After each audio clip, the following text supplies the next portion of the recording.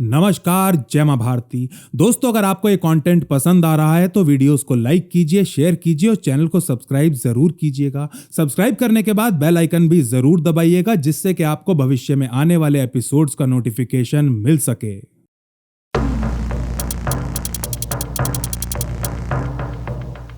South Kashmir के पुलवामा स्थित एक छोटे से गांव में हल्की हल्की बर्फबारी हो रही है। आधी रात शुरू हुए 1 घंटा बीत चुका है और दूर दूर तक ठंडी सुन्न बर्फीली हवा के अलावा किसी की आवाज सुनाई नहीं दे रही कि तभी दूर अंधेरे से इस गांव की तरफ बढ़ रही कुछ गाड़ियों की आवाज आने लगती है।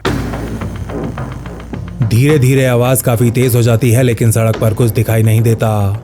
इन गाड़ियों ने अपनी हेडलाइट जो बंद की हुई थी। कोई 10 मिनट बाद हरे रंग की 2 एसयूवीज इस गांव से लगभग 1 किलोमीटर दूर आकर रुकती हैं और ठीक 5 मिनट बाद सर से पैर तक हथियारों से लदे 55 राष्ट्रीय राइफल्स के 6 फौजी एक एक करके नीचे उतरने लगते हैं और 2 कॉलम्स बना रेडी टू फायर पोजीशन में इस गांव के अंदर घुसना शुरू कर देते हैं। 55 RR को मिले इंटेलिजेंस के अनुसार पुलवामा के इस गांव में लश्कर के 2 हथियारबंद आतंकी छिपे हुए थे। गाड़ी से उतरने के बाद मेजर सौरभ पाटनी के नेतृत्व में उनकी टीम इस गांव के एक घर को खंगालने में लग जाती है, लेकिन अगले 3 घंटों तक लगातार ढूंढने के बाद भी उन्हें यहाँ कुछ नहीं मिल पाता। साहब, क्या पता हमारा इनपुट ही गलत हो। मेजर सौरभ की टीम में शामिल एक सीनियर सूबेदार उनसे ये कहता है तो वो फटाक से उत्तर देते हैं, नहीं सूबेदार जी, इनपुट कैसे गलत हो सकता है। हमारे आने से पहले ड्रोन ने उन्हें यहीं कैप्चर किया था और उसके बाद से अब तक यहाँ कोई भी एक्टिविटी नहीं हुई है। मेजर सौरभ से सुन थोड़ी देर कुछ सोचने के बाद उनका सूबेदार आके कहता है, फिर तो साहब जी एक ही रास्ता है, उसको बुलाना ही पड़ेगा।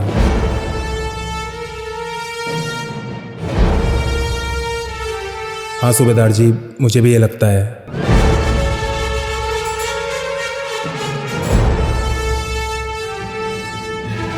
बेस को रेडियो करो, उनसे कहो कि उसको और उसकी टीम को अभी के अभी यहाँ भेज देंगे।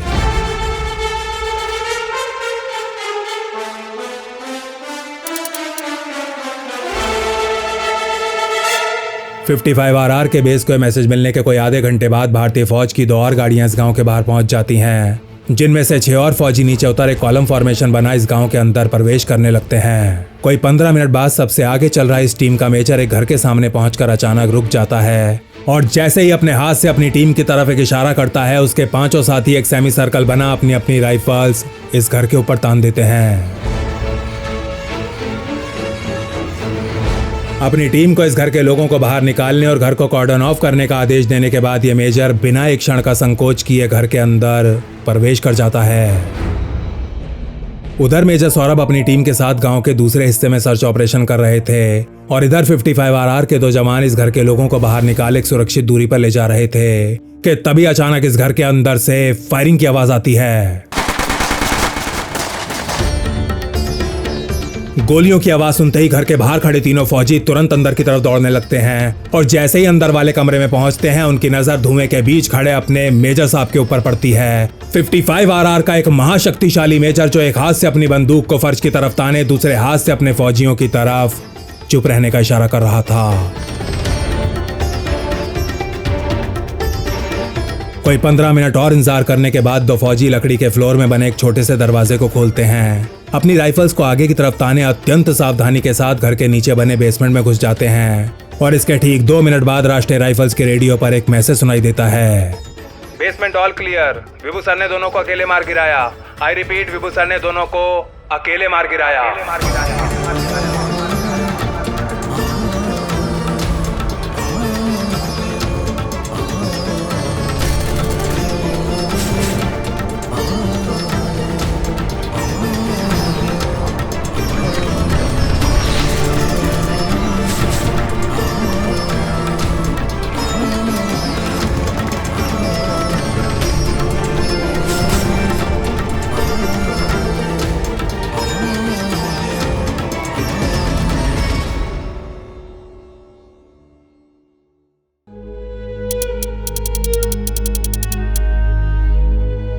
कभी कभी भगवान से अपने लिए भी कुछ मांग लिया करो विभू।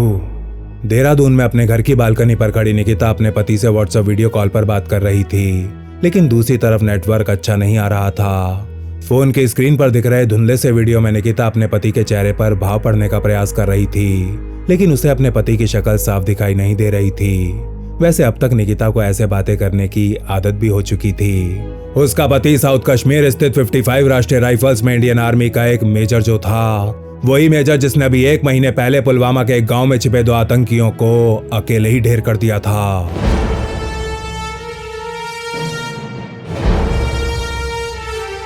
अरे यार निक्की, मैंने तो भगवान से बस 2 ही चीजें मांगी थी। जैसे ही मेजर विभू ये कहना शुरू करते हैं, निकिता के चेहरे पर एक हंसी फूट पड़ती है। वो अच्छे से जानती थी कि उसका पति आगे क्या कहने वाला है, लेकिन फिर भी बार बार उसके मुंह से सुनना उसे बहुत अच्छा लगता था। एक तो I wanted to serve my country, और दूसरा I wanted you in my life Nikki. भगवान ने मेरी दोनों ही बातें पूरी कर दी यार, इससे ज़्यादा और उससे क्या मांगूं। हर बार की तरह अपने पति से सुन निकिता की आंखें नम हो जाती हैं। हमेशा अपना ख्याल रखना विभू, और प्लीज़ सेफ रहना बेबी। निकिता का सुबह शाम रात दिन बार बार ये कहना बेवजह नहीं था। वो अच्छे से जानती थी कि उसका पति जो काम करता है वो अब तक ना जाने उसकी जैसी कितनी जवान सुहागनों की मांग उजाड़ चुका है।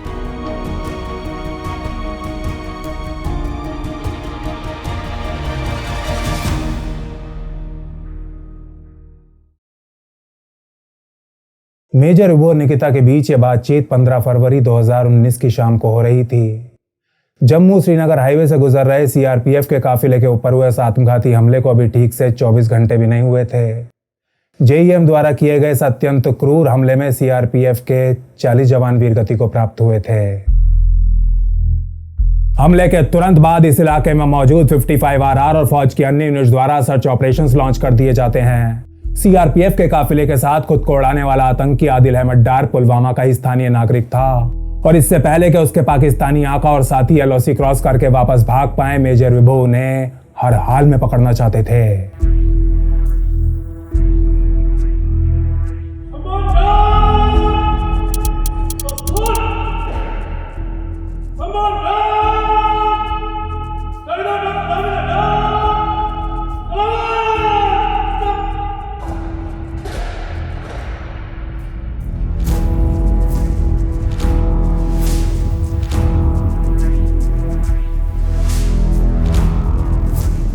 वे पाताल में होंगे, उनको भी मैं छोड़ने वाला नहीं।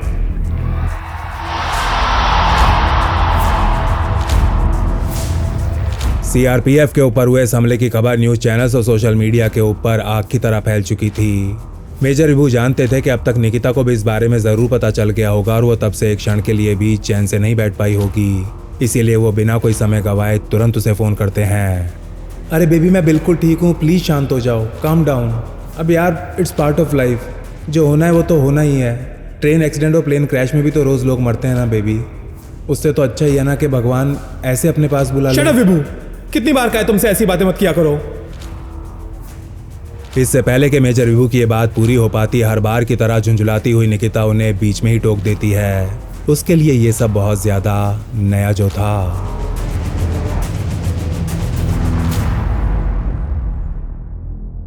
मेजर विभूति शंकर धौंडियाल का जन्म 18 दिसंबर 1987 के दिन देहरादून में हुआ था। 3 बहनों के इकलौते सबसे छोटे भाई विभूति को बचपन से ही काफी ज्यादा लाड प्यार मिला था, और परिवार के साथ साथ आस पड़ोस वाले भी उसे प्यार से विभू कहकर बुलाया करते थे। मेजर विभू के दादाजी और पिताजी श्री ओपी धौंडियाल दोनों ही सीडीजीए में काम किया करते थे, इसीलिए बचपन से उसका फौजियों के बीच काफी ज्यादा उठना बैठना हुआ करता था। और इसी के चलते छोटा सा विभू भी एक दिन बड़ा होकर फौजी बनने का सपना देखने लगा था। देहरादून की सेंट जोसेफ एकेडमी से स्कूल की पढ़ाई पूरी करने के बाद विभू डीएवी कॉलेज में एडमिशन ले लेता है, और ग्रेजुएशन पूरी होते ही सीडीएस का एग्जाम क्लियर कर इंडियन आर्मी ज्वाइन कर लेता है।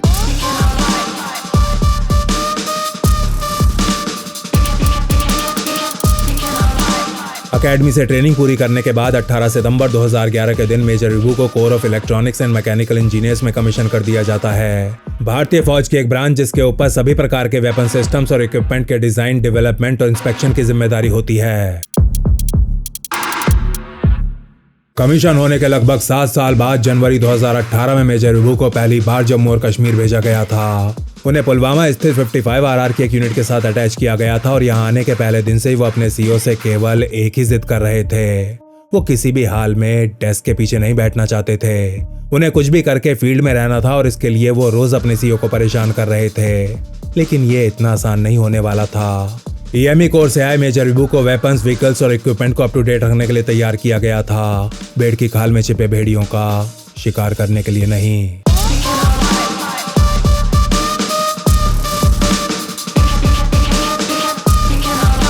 सर आप कुछ भी करा लो, पर प्लीज प्लीज मुझे ऑफिस ड्यूटी मत देना। मेजर विभू अपने सीईओ कर्नल प्रदीप दुग्गल से बार बार ये जिद करते हैं तो वो थोड़ी दुविधा में पड़ जाते हैं, क्योंकि वो जानते थे कि 3 महीने बाद मेजर विभू की शादी होने वाली है। अरे मेरी बात तो सुनो विभू, पहले थोड़ा सेटल हो जाओ, बेस पर कुछ टाइम स्पेंड करो। ऑपरेशंस का क्या है यार, वो तो तुम शादी के बाद भी कर सकते हो। नहीं नहीं सर प्लीज़, 3 महीने तो बहुत लंबी बात है, मुझे 1 सेकंड के लिए भी डेस्क के पीछे नहीं बैठना है। Please send me to the operations. अब मेजर विभू किसी छोटे बच्चे की तरह जिद पर तोड़े हुए थे, लेकिन कर्नल प्रदीप जानते थे कि उन्हें सीधा ऑपरेशंस में धकेलना उनके और उनकी टीम दोनों के लिए ही खतरे से खाली नहीं है। लेकिन 2018 का मध्य आते आते साफ होने लगता है कि मेजर विभू तो सिर्फ और सिर्फ ऑपरेशंस के लिए ही बने हैं। देश के सबसे ज्वलनशील राज्य के सबसे खतरनाक सेक्टर में ऑपरेट करने के लिए एक फौजी के अंदर जितने भी गुण होने चाहिए, वो सभी गुण मेजर विभू ने अपनी मां की कोख में ही सीख लिए थे। बात जब आम स्थानीय नागरिकों के बीच छिपे आतंकियों को ढूंढने की आती थी तो मेजर विभू के पास एक विशेष छठा सेंस था। कर्नल प्रदीप ने इस बात को भांप लिया था और इसी के चलते उनके द्वारा अक्टूबर 2018 में मेजर विभू को 55RR की एक कंपनी का कमांडर बना दिया जाता है। अभी 6 महीने पहले ही मेजर विभू की पत्नी बनी निकिता को जब यह समाचार मिलता है तो उसका जी थोड़ा नीचे बैठ जाता है, लेकिन मेजर विभू से फोन पर बात करते हुए ऐसा प्रकट नहीं होने देती। आज उसके पति का इतना बड़ा सपना जो पूरा हुआ था। मेजर विभू और निकिता दोनों एक दूसरे को पिछले 7 सालों से जानते थे। 2011 में आर्मी ज्वाइन करने के कुछ दिनों बाद दोनों एक दूसरे से पहली बार देहरादून में मिले थे और मेजर विभू को पहली नजर में ही निकिता से प्यार हो गया था, पर निकिता के मन में उनके लिए ऐसा कुछ नहीं था। इश्क की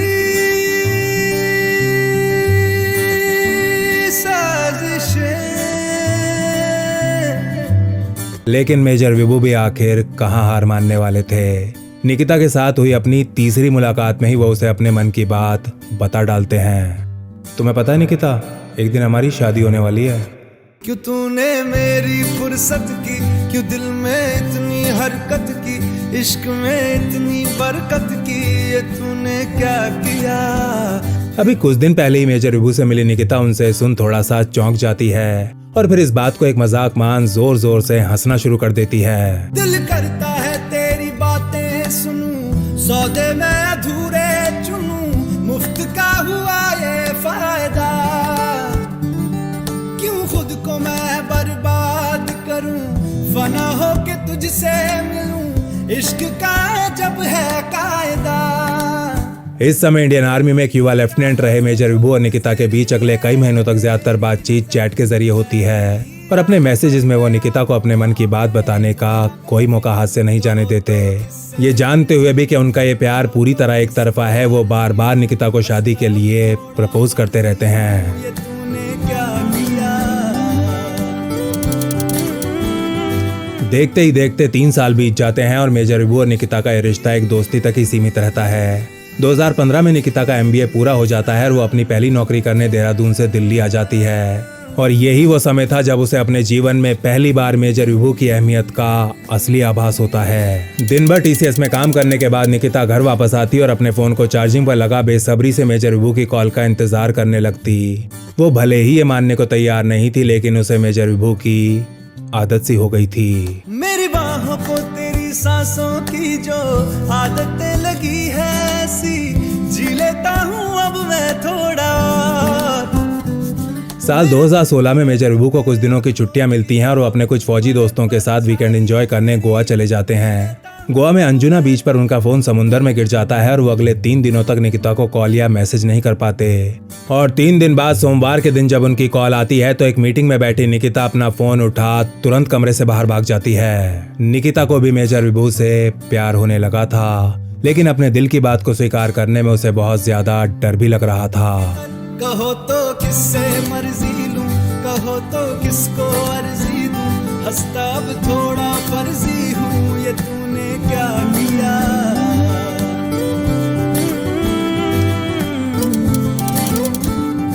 इश्क की साल 2017 की गर्मियों में निकिता के चेहरे पर स्किन की एक बीमारी हो जाती है और वो बिना किसी को बताए अकेले ही डॉक्टर्स के चक्कर लगाने लगती है। इसी के चलते वो एक दोपहर दिल्ली के क्लिनिक में बैठी हुई थी। उसके चेहरे की हालत काफी ज्यादा बिगड़ चुकी थी।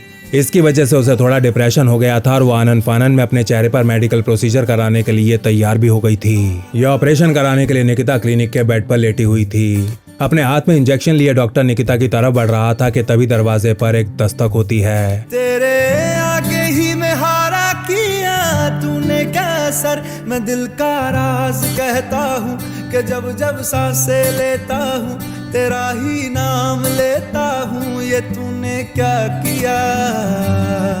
मेजर विभू को देखते ही अपने चेहरे को छिपाते हुए निकिता जोर जोर से रोना शुरू कर देती है। निकिता की ये पीड़ा देख मेजर विभू डॉक्टर की तरफ बाहर जाने का इशारा करते हैं और फिर निकिता का हाथ अपने हाथों में पकड़ हल्का सा मुस्कुराते हुए उससे कहते हैं, क्या हो गया यार निक्की, क्यों कर रही हो ये सब? मैं सालों से तुम्हें शादी के लिए मना रहा हूँ। चाहे कुछ भी हो जाए मेरे लिए तो तुम ही दुनिया की सबसे सुंदर लड़की रहोगी यार। मैं तुमसे प्यार करता हूँ निक्की, प्यार। अपनी आगे की जिंदगी सिर्फ और सिर्फ तुम्हारे साथ बिताना चाहता हूँ और इसका तुम्हारे चेहरे से कोई लेना देना नहीं है। रंगों से रंग मिले, नए नए ढंग खिले। इसके लगभग 1 साल बाद राष्ट्रीय राइफल्स का ये महावीर अग्नि को साक्षी मान अगले 7 जन्मों तक निकिता का साथ निभाने की शपथ ग्रहण करता है। कुहू कुहू कोयल जपे, आंगन आंगन है परियों ने घेरा।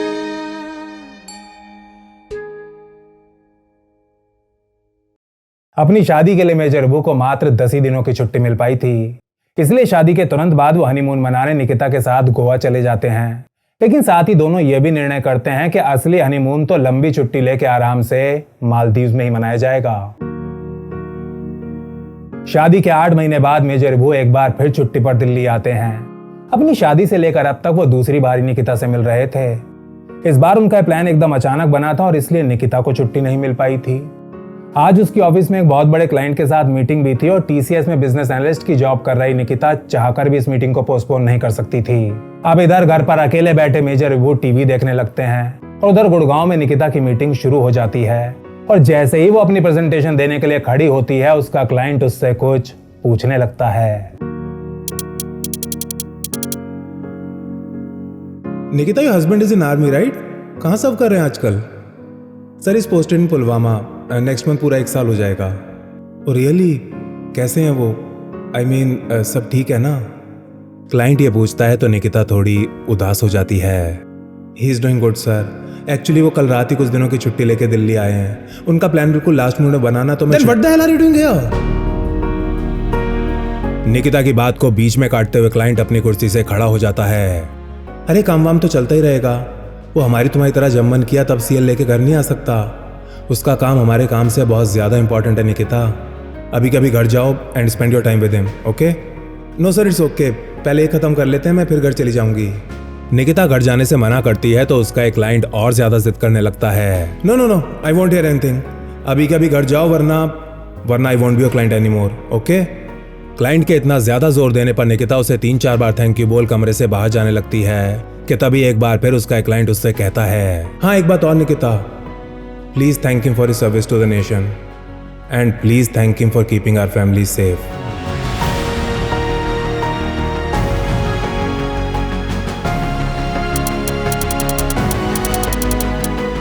– 2018 का अंत आते आते मेजर विभू ने 55 RR के लगभग हर ऑपरेशन में हिस्सा लेना शुरू कर दिया था। नवंबर 2018 में एक गांव के अंदर छिपे आतंकी को ढूंढकर न्यूट्रलाइज करना हो या फिर इसके अगले महीने एक ट्रक वाले को गिरफ्तार कर 200 किलोग्राम विस्फोटक जब्त करना। कंपनी कमांडर बनने के केवल 3 महीनों के भीतर मेजर विभू की शौर्य गाथाएं पूरी राष्ट्रीय राइफल्स में फैल चुकी थीं। जहां हमारे विभूति साहब होंगे वहां तो कांटेक्ट होगा ही होगा जी। 55 RR में मेजर विभू के साथ काम कर चुके एक सूबेदार उनके बारे में कहते हैं, अगर वो एक बार ऑपरेशन पर निकल गए ना तो समझिए इनपुट एकदम सॉलिड है और ये बात कभी भी गलत साबित नहीं हुई। 55 RR में आने के बाद 2 चीजें मेजर विभू के साथ आज तक नहीं हुई थीं। एक उनका इंटेलिजेंस इनपुट कभी गलत नहीं निकला था और दूसरा वो किसी भी ऑपरेशन से आज तक खाली हाथ वापस नहीं आए थे।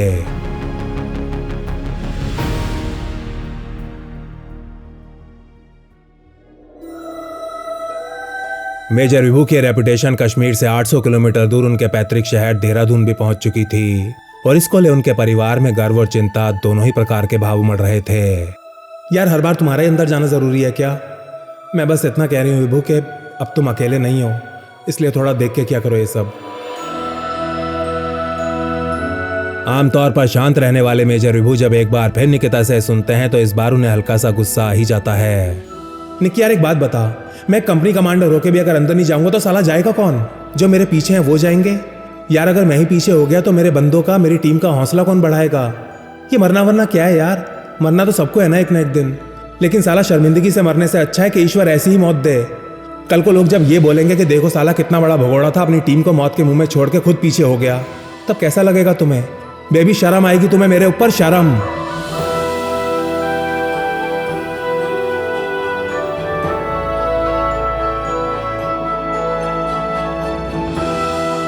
मेजर विभू की आवाज में आज निकिता को गुस्से के साथ साथ थोड़ी सी परेशानी भी सुनाई दे रही थी।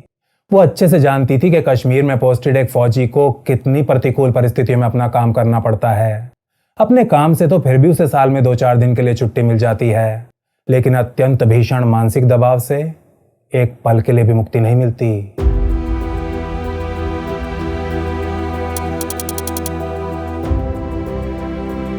सीआरपीएफ के ऊपर हुए उस कायरतापूर्ण हमले को पूरे 2 दिन बीत चुके थे। मेजर विभू और उनकी कंपनी कोऑर्डिनेट सर्च ऑपरेशंस करने में लगे हुए थे जब उन्हें एक और दिल दहला देने वाली खबर मिलती है। देहरादून के ही रहने वाले उनके एक बचपन के दोस्त मेजर चित्रेश बिष्ट वीरगति को प्राप्त हो गए थे। आज दोपहर 3 बजे एलओसी के पास नौशहरा सेक्टर में एक आईडी को डिफ्यूज करते समय विस्फोट हो गया था और मेजर बिष्ट ने मौके पर ही अपने प्राण त्याग दिए थे। फरवरी के इस मनहूस महीने में मेजर विभूति को मिलने वाली ये पहली बुरी खबर नहीं थी। महीने की शुरुआत में बेंगलुरु के एचएएल एयरपोर्ट से टेक ऑफ करते समय एक मिराज 2000 फाइटर जेट क्रैश कर गया था और आईएएफ के 2 युवा pilot squadron leader Sameer Abrol और स्क्वाड्रन लीडर सिद्धार्थ नेगी वीरगति को प्राप्त हो गए थे। स्क्वाड्रन लीडर नेगी देहरादून में मेजर विभू के क्लासमेट हुआ करते थे और उनके लंगोटिया यार भी। इस समय निकिता 1 हफ्ते की छुट्टी पर देहरादून अपनी ससुराल आई हुई थी।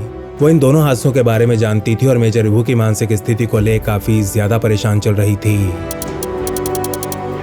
16 फरवरी 2019 की रात मेजर विभू अपने घर फोन करते हैं और थोड़ी देर अपनी मां श्रीमती सरोज से बात करने के बाद वो निकिता को फोन देने के लिए कहते हैं। निक्की देखो प्लीज गुस्सा मत करना और मेरी बात को ध्यान से सुनना। मेजर विभू की आवाज में इतनी ज्यादा गंभीरता सुन निकिता के चेहरे का रंग पीला पड़ने लगता है। क्या हो गया विभू? एवरीथिंग इज ऑल राइट ना बेबी? हाँ सब ठीक है, बस आज तुम मुझे एक वचन दो कि अगर कभी मुझे कुछ हो गया तो तुम अपनी ज़िंदगी जीना बंद नहीं करोगी। मेरे बाद तुम अपनी ज़िंदगी बर्बाद नहीं करोगी बल्कि आगे बढ़ोगी, एक नया प्यार ढूंढोगी, फिर से शादी करोगी और बच्चे भी। प्लीज़ मुझे वचन दो। मेजर विभू की बात सुन निकिता की गर्दन पर बाल खड़े हो जाते हैं और काफी देर तक चुप रहने के बाद वो जोर से चिल्लाती है, are you stupid Vibhu? Are you stupid विभू?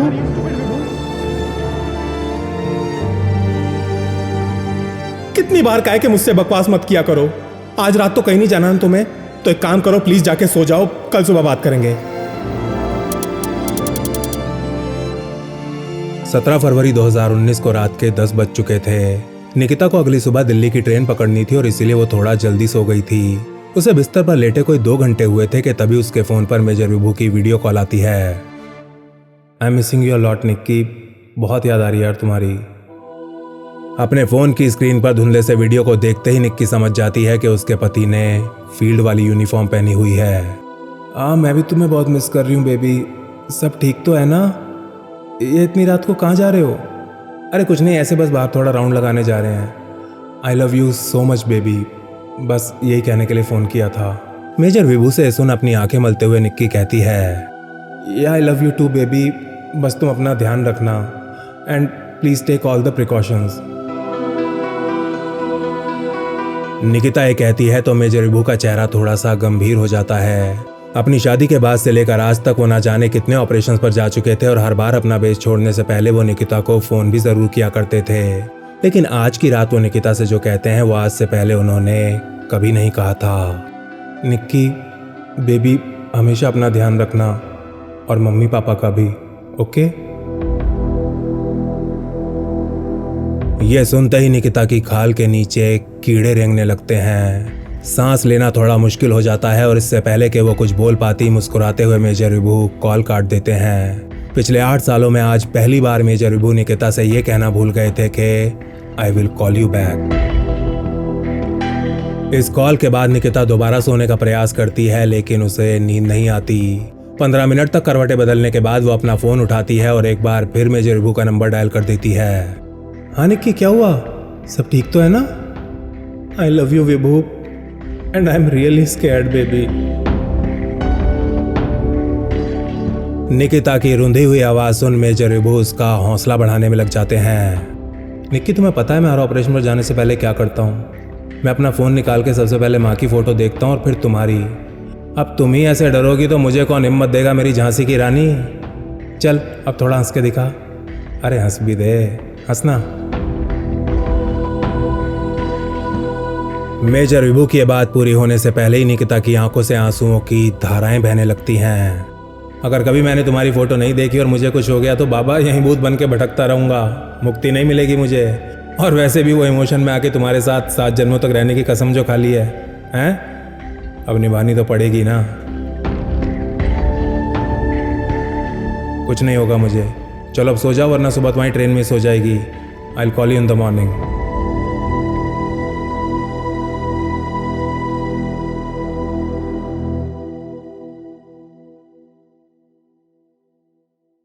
आज की इस रात मेजर विभू का निकिता से इस प्रकार की बातें करना बिना कारण नहीं था। आज यानी कि 17 फरवरी 2019 के दिन 55RR को एकदम ताज़ा इनपुट मिला था। इनपुट जिसके अनुसार जैश के 3 आतंकी काकापुरा के पास पिंगलाना नामक एक गांव में छिपे हुए थे। 3 दिन पहले CRPF के 40 जवानों के प्राण निगलने वाला आदिल अहमद डार भी काकापुरा का ही रहने वाला था। पूरे 3 दिनों तक सर्च ऑपरेशंस और कई संदिग्धों से पूछताछ करने के बाद आखिरकार 55RR को वो ब्रेक मिल ही गया था। वो ब्रेक जिसका इंतजार कश्मीर में पोस्टेड हर फौजी अत्यंत बेसब्री से कर रहा था। 11:30 बजे अपने सीओ से अनुमति लेने के बाद मेजर विभू और मेजर सौरभ पाटनी 3-3 जवानों की टीम्स के साथ टारगेट लोकेशन के लिए निकल जाते हैं। साउथ कश्मीर में आज की शाम ताजा बर्फबारी हुई थी और चारों तरफ बर्फ की एक चादर बिछ गई थी। हड्डियां जमाने वाली तेज हवा चल रही थी। तापमान 0 से नीचे जा चुका था और सड़क पर कुछ दिखाई नहीं दे रहा था। ऐसे कठोर मौसम में 55RR का हथियारबंद काफिला जितनी तेज हो सके उतनी स्पीड से पिंगलाना गांव की ओर बढ़ रहा था।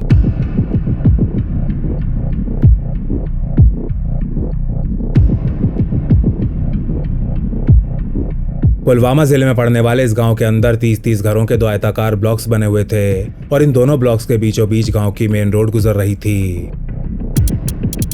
गांव से थोड़ी दूरी पर गाड़ियां रोकने के बाद 55RR के दोनों मेजर्स अपनी टीम्स को ले पैदल गांव की तरफ बढ़ने लगते हैं और गांव की बाउंड्री पर पहुंचने के बाद अपने प्लान को रिवाइज करने में लग जाते हैं। इस प्लान के अनुसार रोड के एक साइड बने घरों को मेजर सौरभ की टीम को सर्च करना था और दूसरी साइड मेजर विभू की टीम को। मेजर सौरभ को गुड लक कहने के बाद मेजर विभू और उनकी टीम अपने ब्लॉक में बने पहले घर के अंदर घुस जाते हैं और थोड़ी देर बाद जैसे ही दूसरे घर के सामने पहुंचते हैं मेजर विभू के पांव खुद ब खुद रुक जाते हैं।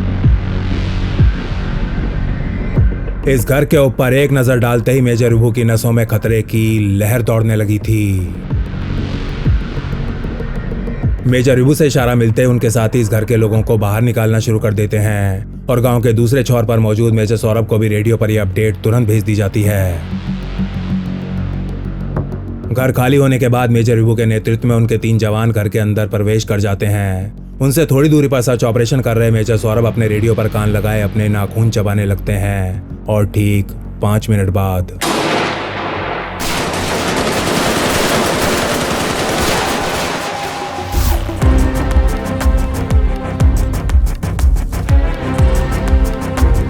ये फायरिंग शुरू होते ही आसपास मौजूद सभी टीम्स को कंफर्मेशन भेज दी जाती है कि आतंकियों के साथ कांटेक्ट हो चुका है। अब इस बात में कोई संदेह नहीं था कि आतंकी कहाँ छिपे हुए हैं, लेकिन तीनों एक ही घर में हैं या फिर अलग अलग, ये कह पाना अभी भी मुश्किल था। इस समय रात के लगभग 1 बज रहे थे। तापमान -8 डिग्री को छू रहा था और खासी बर्फबारी भी शुरू हो चुकी थी। इन सब के बीच मेजर इबू के साथ घर के अंदर घुसा उनका एक जवान रेडियो पर एक अपडेट भेजता है। तीनों आतंकी यही हैं। एक को विभू साहब ने मार दिया और बाकी दोनों घायल हो गए हैं, लेकिन फायरिंग कर रहे हैं। कमांडर साहब को और हमें भी गोलियां लगी हैं। ये मैसेज रिले होने के 4 मिनट बाद राष्ट्रीय राइफल्स की एक और सर्च पार्टी यहाँ पहुंच जाती है। इस टीम को 55 RR के second in command lieutenant colonel Rahul Gupta lead कर रहे थे। लोकेशन पर पहुंचने के बाद जैसे ही लेफ्टिनेंट कर्नल राहुल और उनके आदमी घर के अंदर घुसते हैं, उनकी नजर सबसे पहले फर्श पर उल्टे लेटे हुए मेजर विभू के ऊपर पड़ती है। चोटिल हो चुके मेजर विभू जो घर के दूसरे वाले कमरे की दिशा में बिना रुके फायरिंग कर रहे थे और उनके पीछे से उनके 3 जवान भी घायल अवस्था में जमीन पर लेटे हुए दुश्मन को भीषण प्रत्युत्तर दे रहे थे।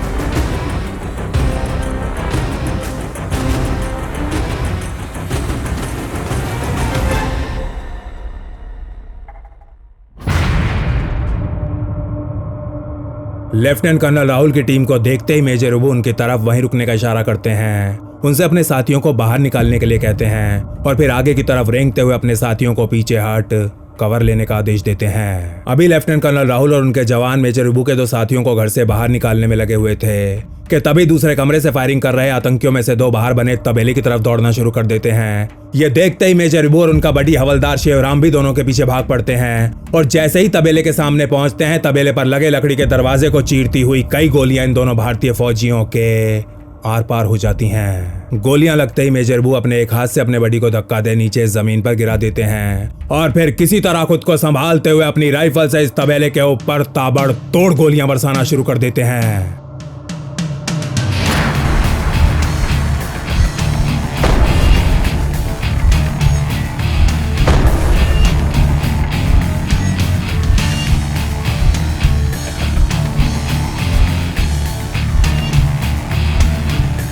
इस समय तक मेजर विभू को कई गोलियां लग चुकी थी और उनके शरीर से लहू की अनेकों धाराएं बह रही थीं, लेकिन फिर भी वो आतंकियों के साथ लगातार कांटेक्ट बनाए हुए थे और अपने रेडियो पर बिना रुके बाकी टीम्स को अपडेट्स भी दे रहे थे। हर बीतते क्षण के साथ मेजर विभू की नजर धुंधली पड़ती जा रही थी। उनका गला बुरी तरह सूख रहा था और सांसें लेना बहुत ज्यादा भारी हो गया था, लेकिन इसके बावजूद भी वो तब तक फायरिंग करते रहते हैं जब तक तबेले के अंदर से आ रही गोलियों की आवाज पूरी तरह शांत नहीं हो जाती।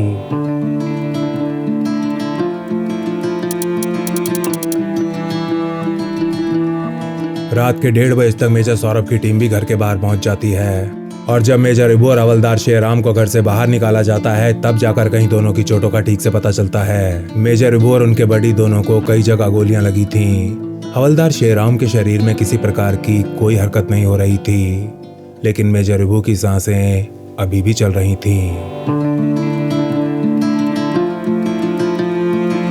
भारी बर्फबारी के कारण घायल फौजियों को हेलीकॉप्टर से लिफ्ट करना बिल्कुल भी संभव नहीं था। इसीलिए बिना कोई समय गवाए मेजर सौरभ तुरंत चारों फौजियों को गाड़ियों में लेटा 92 बेस हॉस्पिटल के लिए भेज देते हैं। इधर मेजर विभू को ले 55 RR की गाड़ी श्रीनगर के लिए निकलती है और उधर देहरादून में गहरी नींद सो रही निकिता की आंखें अपने आप खुल जाती हैं। बाहर सड़क पर जल रही स्ट्रीट लाइट से घर के अंदर हल्का उजाला होने के बावजूद भी उसे कुछ दिखाई नहीं दे रहा था।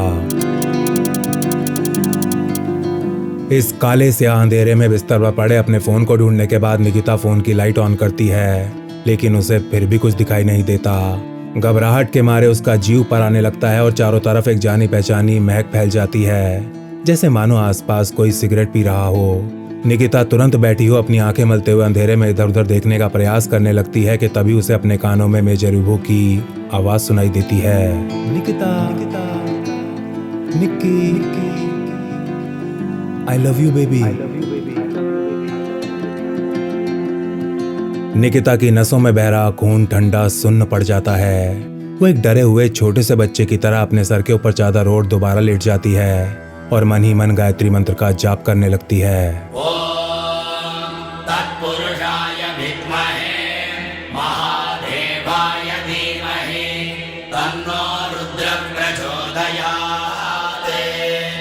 कुछ देर बाद जब उसका मन थोड़ा शांत होता है तो वो चादर से अपना मुंह बाहर निकाल एक बार फिर खिड़की की तरफ देखती है। इस बार उसे बाहर से आ रही रोशनी बिल्कुल साफ दिखाई दे रही थी और सिगरेट की वो महक भी गायब हो चुकी थी। इसके बाद निकिता सोने का बहुत प्रयास करती है लेकिन एक क्षण के लिए भी सो नहीं पाती। तत्पुरुषाय विद्महे महादेवाय धीमहि तन्नो रुद्र प्रचोदयात्। उधर पिंगलाना से निकलने के लगभग 40 मिनट बाद मेजर विभू और उनके तीनों साथी 92 बेस हॉस्पिटल पहुंच जाते हैं और ठीक 2:15 पर मां भारती के इन 4 सपूतों को डॉक्टर्स द्वारा बलिदानी घोषित कर दिया जाता है। तत्पुरुषाय विद्महे महादेवाय धीमहि तन्नो रुद्र। अभी भी पिंगलाना में सर्च ऑपरेशन कर रहे मेजर सौरभ को जब ये समाचार मिलता है तो एक क्षण के लिए उनके हाथ पैर सुन्न पड़ जाते हैं। वो अपनी टीम से थोड़ी दूर जाए एक अलग सी जगह ढूंढते हैं और खुद को सबसे छिपाने के बाद सुबक सुबक कर रोना शुरू कर देते हैं। तन्नो रुद्र प्रचोदयात्।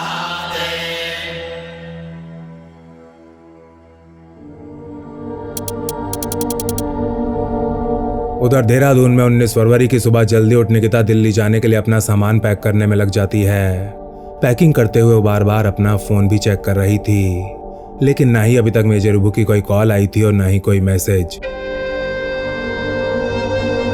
निकिता जानती थी कि ऐसा होना बिल्कुल भी नॉर्मल बात नहीं है। शादी के बाद से लेकर अब तक एक भी दिन ऐसा नहीं था जब उसकी आंख खुलने से पहले उसके पति ने उसे फोन पर आई लव यू ना बोला हो। रेलवे स्टेशन निकलते समय जब निकिता अपनी सास के पैर छू रही होती है तो उसे आशीर्वाद देने के बाद वो उससे कहती हैं, निक्की बेटा कल रात मुझे एक सपना आया था। अपना विभू बिस्तर पर बैठा मेरे पैर दबा रहा था और कह रहा था माँ थोड़ा सा बेसन का हलवा बना दो ना, बहुत तेज मन कर रहा है।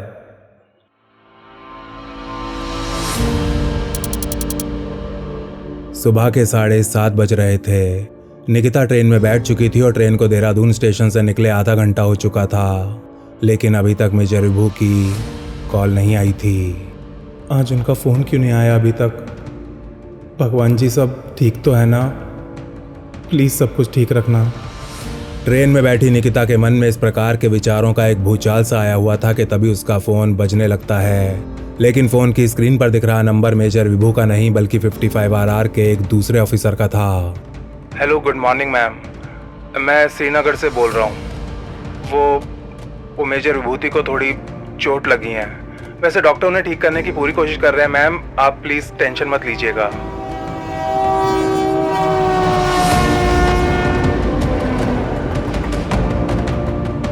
ये सुनते ही निकिता के आसपास की दुनिया स्लो मोशन में तब्दील हो जाती है।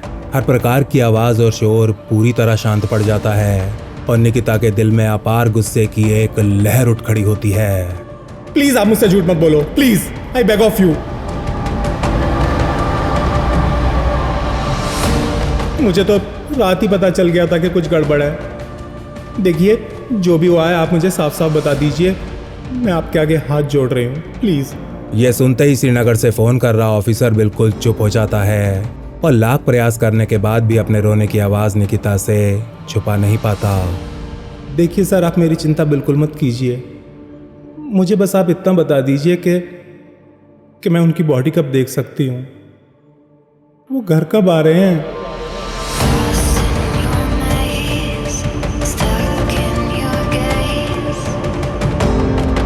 निकिता की इतनी हिम्मत देखते हुए ऑफिसर अपनी आंखें पहुंचते हुए उसे बताता है कि मेजर विभू के पार्थिव शरीर को पहले पालम एयरपोर्ट ले जाया जाएगा और फिर वहां से शाम तक देहरादून। इस समय तक निकिता की ट्रेन देहरादून से बाहर निकल चुकी थी। आधे घंटे बाद जब एक छोटे से स्टेशन पर यह ट्रेन धीमी होती है तो अपना सूटकेस ले निकिता नीचे कूद जाती है और सबसे पहले मेजर विभू की बहन को फ़ोन करती है, जिसके ठीक 15 सेकंड बाद लाइन की दूसरी तरफ से रोने और चीखने की आवाज़ें आने लगती हैं और खाली पड़े इस छोटे से स्टेशन पर इन चीखों को सुनते हुए निकिता एक पत्थर की तरह बिल्कुल स्थिर बैठी रहती है।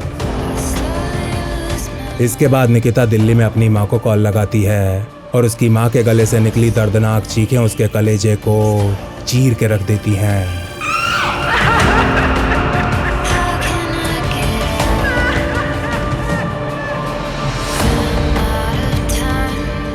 इस रेलवे स्टेशन से एक टैक्सी कर निकिता वापस देहरादून के लिए निकल जाती है। उसकी आंखों के सामने गहरी सी धुंध छा रही थी और अपने गले और हाथों में उसे अचानक एक बहुत भारी सा बोझ महसूस होने लगा था। टैक्सी में बैठी निकिता एक एक कर अपने मंगलसूत्र, चूड़ियां और कान के झुमकों को गुस्से में नोचना शुरू कर देती है। कल तक उसकी सुंदरता में 4 चांद लगाने वाले आभूषण आज उसे दुनिया का सबसे भारी बोझ लग रहे थे।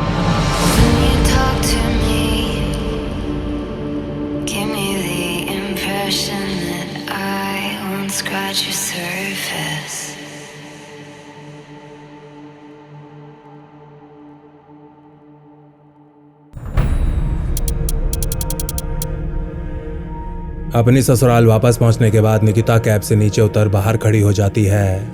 वो चाहकर भी घर के अंदर जाने की हिम्मत नहीं कर पा रही थी। उसे समझ नहीं आ रहा था कि वो अपनी सास को उनके इकलौते बेटे की वीरगति का समाचार आखिर कैसे देगी। थोड़ी देर बाद यहाँ रिश्तेदारों और मीडिया वालों का आगमन शुरू हो जाता है और जब मेजर विभू की माँ को एक दुखद समाचार मिल जाता है तब जाकर कहीं निकिता घर के अंदर अपने कदम रखती है।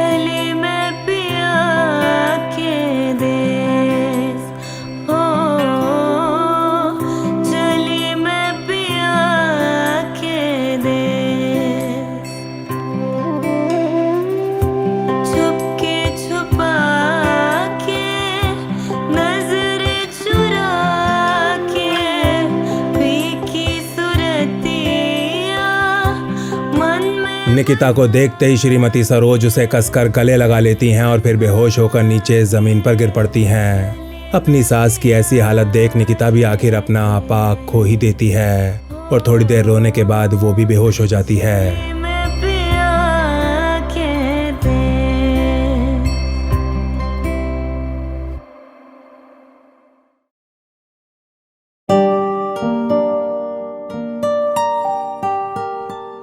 इस सब के बीच रात के लगभग 8 बजे तिरंगे में लिपटा मेजर विभू का पार्थिव शरीर देहरादून में उनके घर पहुंच जाता है। अगले दिन की सुबह मेजर विभू के ताबूत को उनके परिवार और रिश्तेदारों द्वारा अंतिम दर्शन के लिए खोल दिया जाता है। अपने पति को बार बार आई लव यू बोल रही निकिता उनके ताबूत पर दस्तक भी दिए जा रही थी। एक आह भरी होगी हमने न सुनी होगी। उसके अंदर चमत्कार की उम्मीद ने अभी भी दम नहीं तोड़ा था। उसे यह लग रहा था कि उसकी ये दस्तक सुन मेजर विभू स्वर्गलोक के दरवाजे से भी वापस लौट आएंगे, लेकिन ऐसा कुछ नहीं होता। और 20 फरवरी 2019 की दोपहर को पूरे राजकीय सम्मान के साथ 32 वर्षीय मेजर विभू के पार्थिव शरीर को पंचतत्व में विलीन कर दिया जाता है। चिट्ठी न कोई संदेश, जाने वो कौन सा देश जहाँ तू चले गए, जहाँ तुम चले गए।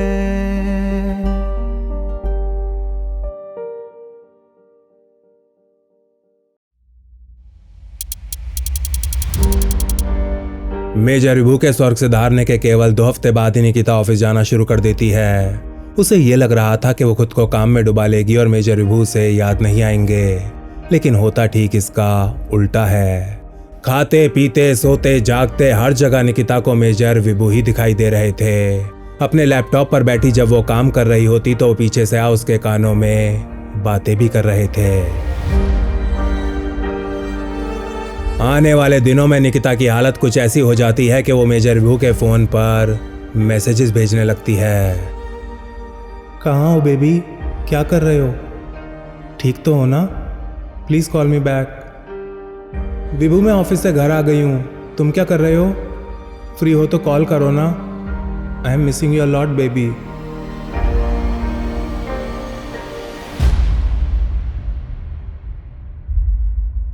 ना जाने क्यों पर निकिता को पूरा विश्वास था।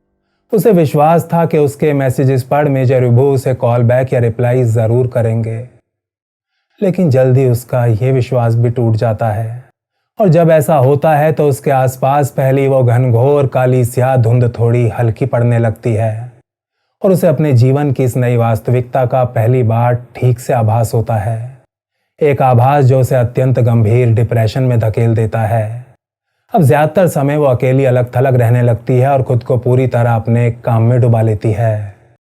एक रात अपने घर की बैल्कनी में खड़ी निकिता के दिमाग में उल्टे सीधे विचार आ रहे थे और वो जिंदगी और मौत को अकेलेपन के तराजू में तौलती हुई खुद के शरीर को बैल्कनी के ग्रिल से नीचे की ओर झुकाने लगती है।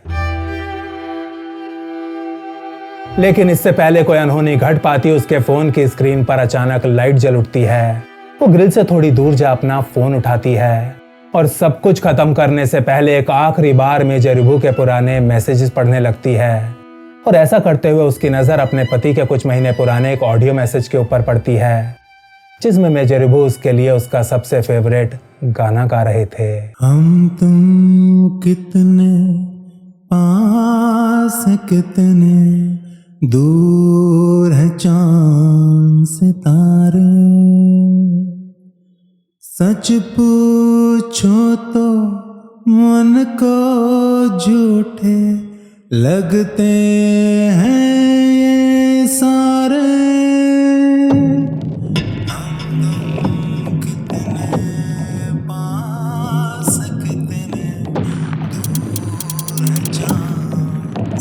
अप्रैल का महीना आते आते निकिता का शरीर एक चलता फिरता कंकाल बन चुका था।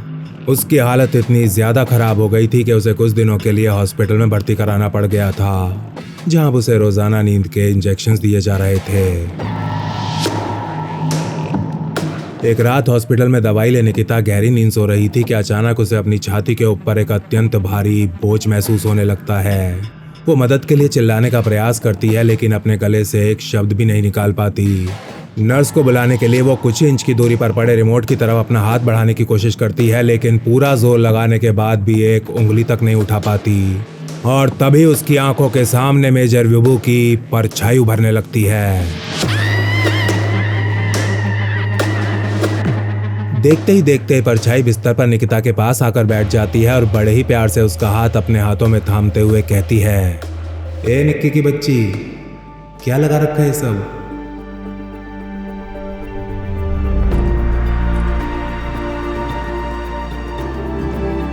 तुम्हें पता है कि उस रात जब मुझे गोलियां लगी तो मुझे इतना सा भी दर्द नहीं हुआ था, लेकिन अब तुम्हारी हालत देखकर ना मुझे बहुत ज़्यादा दर्द हो रहा है बेबी। देखो तुम्हें मेरी कसम है, प्लीज़ ऐसा मत करो। सुबह जब तुम सोकर उठोगी ना निक्की तो तुम्हारे सामने एक नर्स खड़ी होगी। उस नर्स का हाथ पकड़कर उससे कहना कि मेरी जान बचाने के लिए मेरे पति आपको थैंक यू बोल रहे हैं।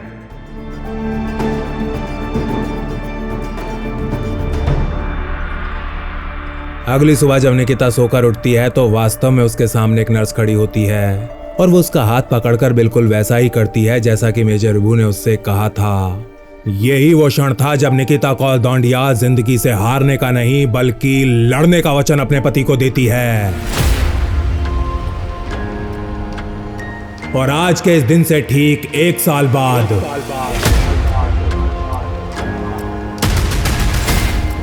अपने योद्धा पति को खोने के पूरे 2 साल बाद मां भारती की वीरांगना एसएसबी का एग्जाम क्लियर कर भारतीय फौज के ऑलिव ग्रीन्स धारण कर लेती है।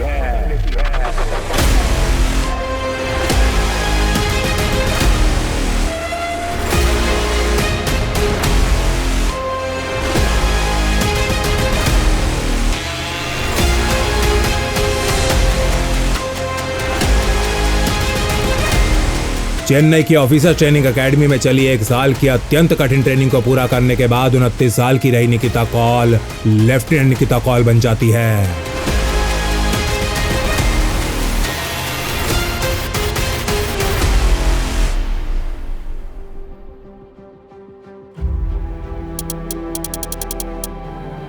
अपनी ग्रेजुएशन वाले दिन मेजर विभू को याद करते हुए लेफ्टिनेंट निकिता आज पहली बार मीडिया को इंटरव्यू भी देती है।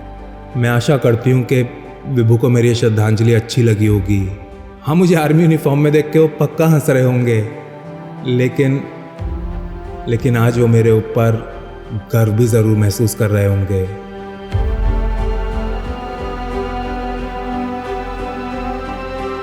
स्वर्गीय मेजर विभूति शंकर ढौंडियाल की पत्नी लेफ्टिनेंट नितिका कौल एवं माता श्रीमती सरोज ढोंडिया।